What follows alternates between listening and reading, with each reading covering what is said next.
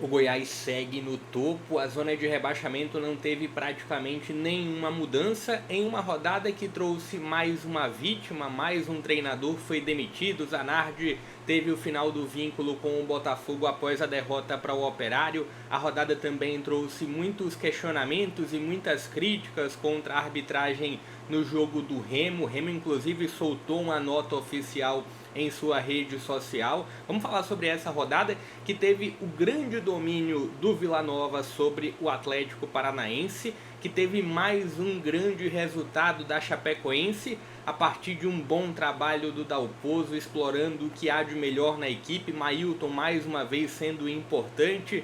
Tivemos um Coritiba voltando a vencer no Couto Pereira e um América seguindo sem pontuar, seguindo com um aproveitamento ruim fora de casa. Vamos falar sobre essa rodada, o que dá pra gente trazer como destaque.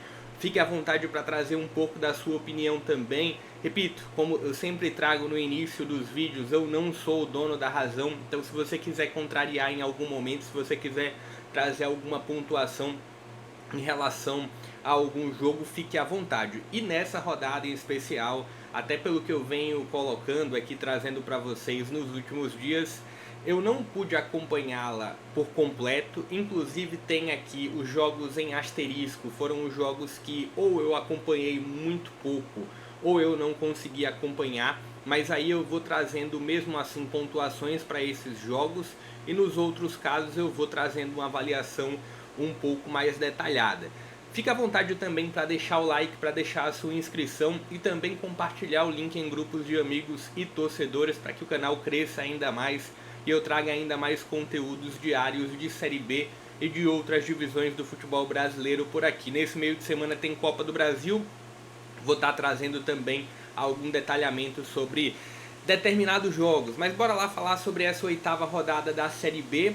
Eu vou começar com o líder. O Goiás jogou no Mangueirão contra o Paysandu e um jogo que reeditou a última final da Copa Verde. Eu até fiz um pós específico para esse confronto, falando que em praticamente nada lembrou o que aconteceu na final do Regional. Se a gente pega os 180 minutos da final da Copa Verde, foi uma final da Copa Verde com muito tom de equilíbrio, mas no jogo do Mangueirão na Copa Verde foi um Paysandu acima.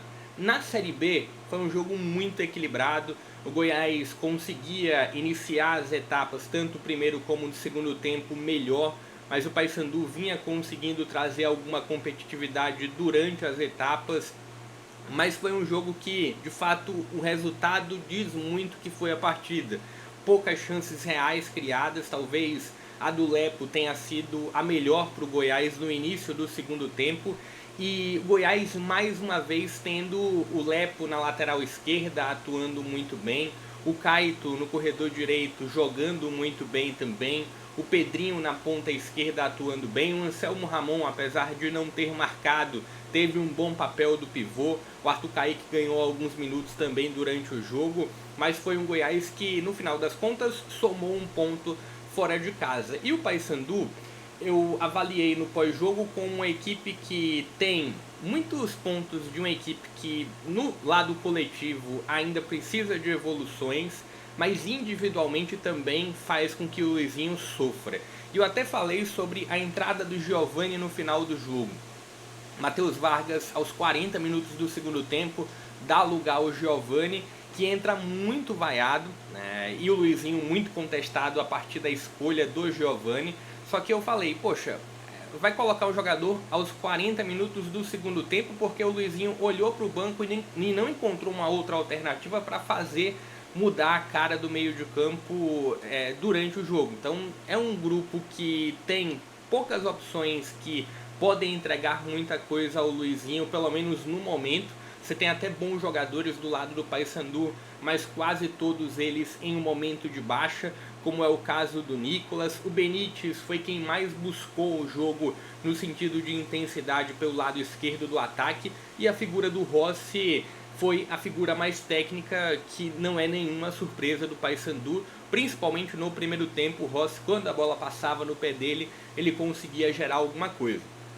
Mas foi um Goiás um lado coletivo e individual superior, mas num contexto geral o jogo foi para um 0 a 0 mesmo.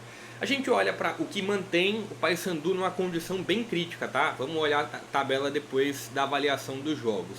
A gente vê aqui um outro confronto de opostos, talvez não na projeção, mas de momento tem um CRB dentro do G4, voltou ao G4 com a vitória diante do Criciúma, mas muito graças ao Matheus Albino mais uma vez, né? Assim, goleiro do CRB.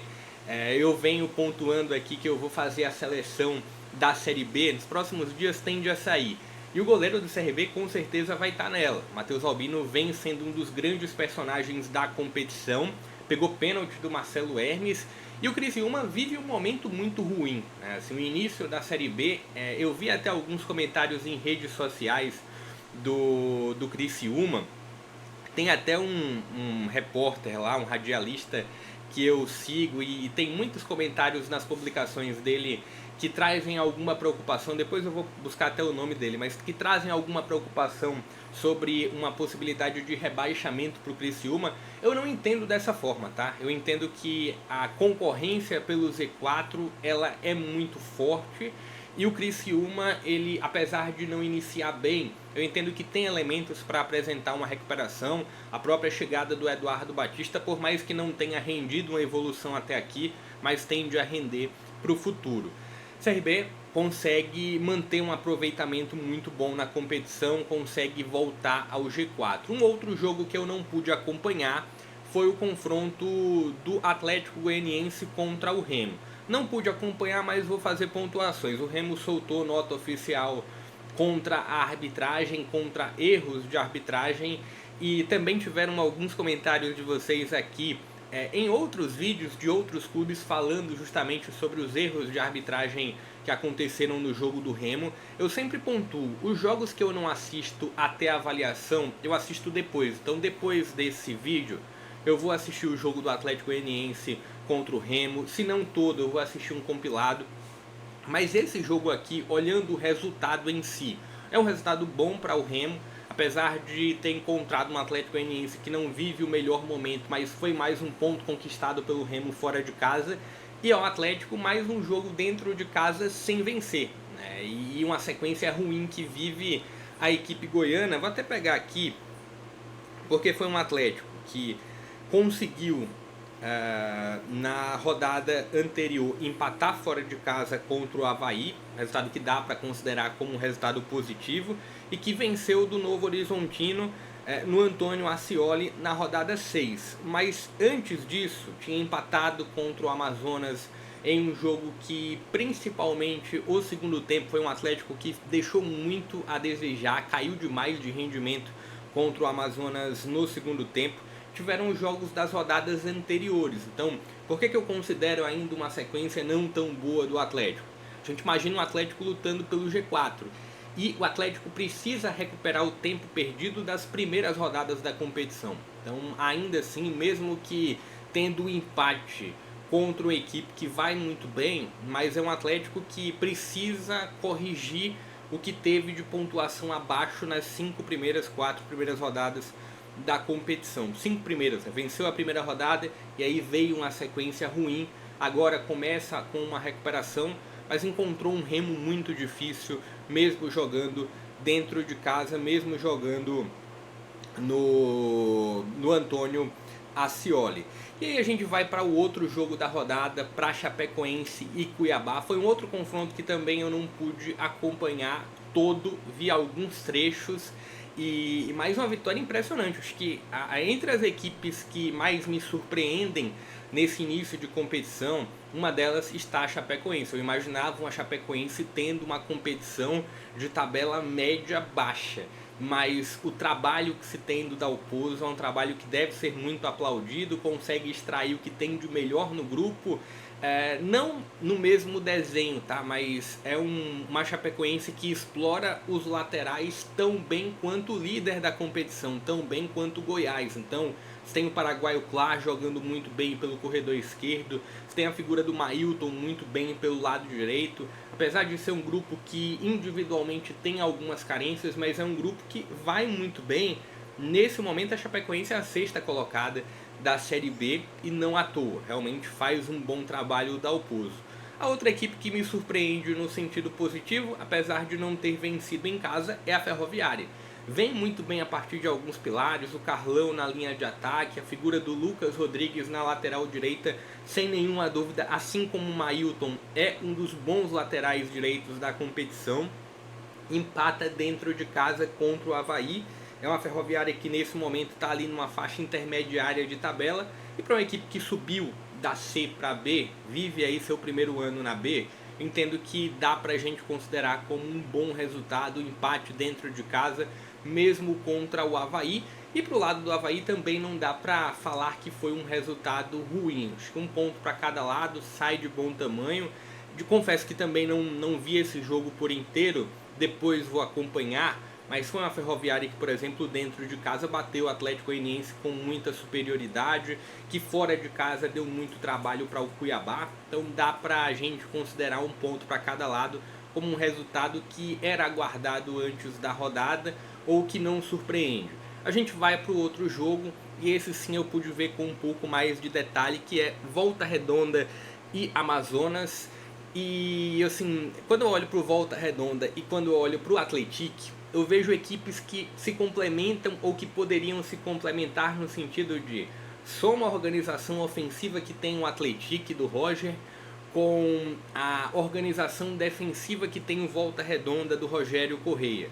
Poderia ser uma equipe muito mais competitiva e estar brigando numa zona mais alta de tabela. A questão é que o Volta Redonda até se comporta bem defensivamente, mas na fase de criação, e não por culpa do Rogério Correia, mas sim pela limitação que tem no grupo, é um Volta Redonda que sofre para criar situações.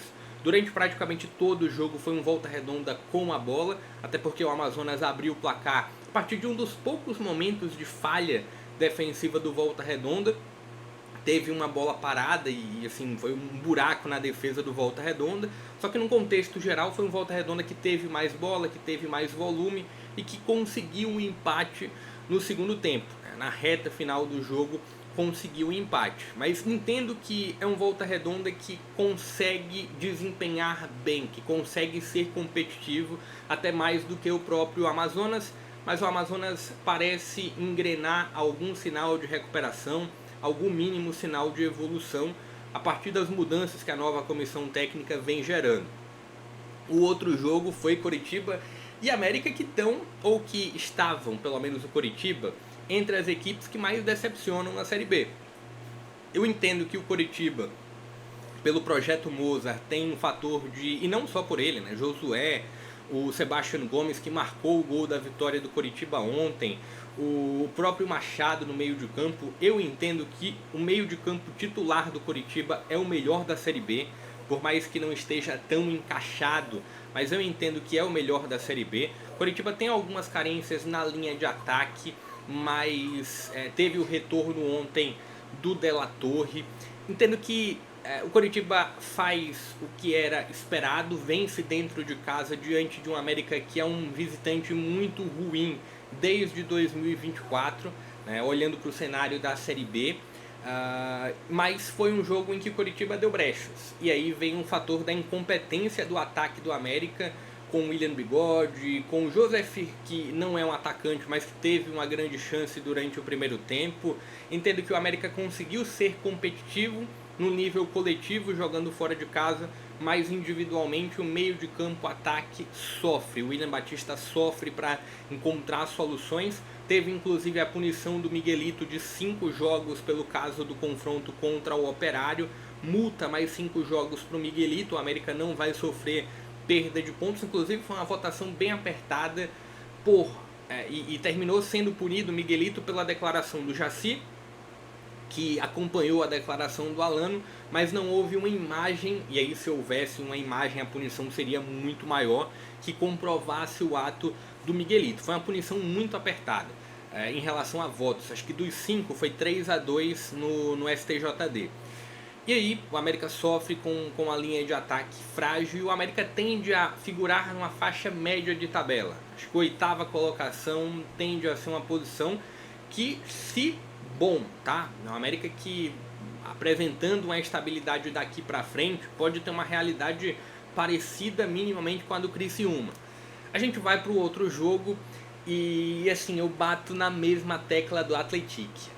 É um Atlético que é muito organizado do meio para frente, que consegue jogar bem, que consegue ser competitivo, mas tem um fator de ser uma equipe defensivamente muito frágil. E aí foi, assim como contra o CRB, assim como contra o Vila Nova, foi um Atlético que conseguiu ter um comportamento muito bom com a bola, mas na recomposição sofre. E teve também um dos gols do Novo Horizontino, o primeiro, que foi uma felicidade enorme, não lembro se foi de Fogaça, o nome do jogador do Novo Horizontino me foge agora, que fez o primeiro gol, mas foi uma finalização de média a longa distância que abriu o caminho para o Novo Horizontino vencer o jogo já no segundo tempo. E depois desse primeiro gol foi um Atlético que baixou demais a intensidade.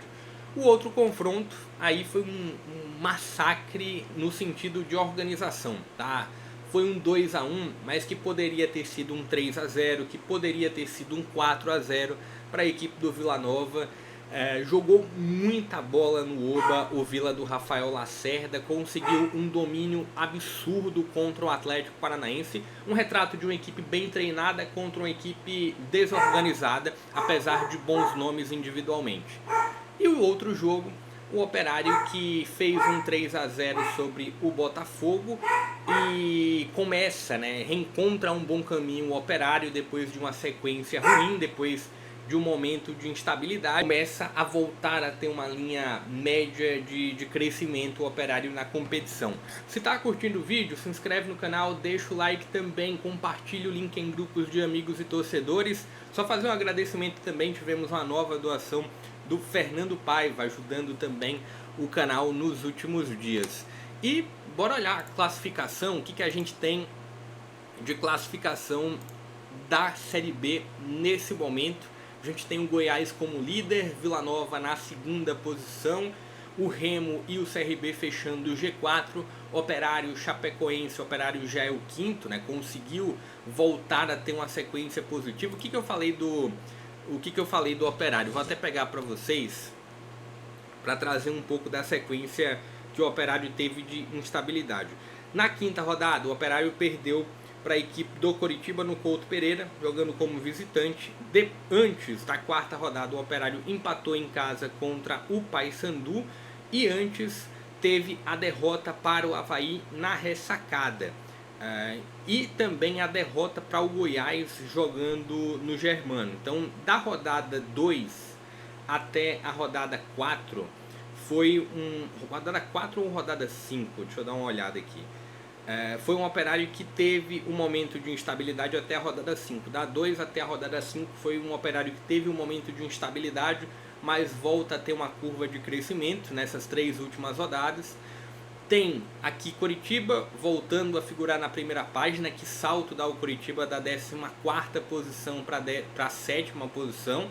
Avaí como 8º, Novo Horizontino e Cuiabá fechando a primeira página. Aqui a gente tem um momento de instabilidade do Cuiabá, tem 3 jogos sem vencer, o que é natural na competição, ninguém vai conseguir seguir as 38 rodadas, é muito difícil seguir as 38 rodadas sem ter esse momento de instabilidade. Até aqui apenas Goiás, Vila Nova e Remo.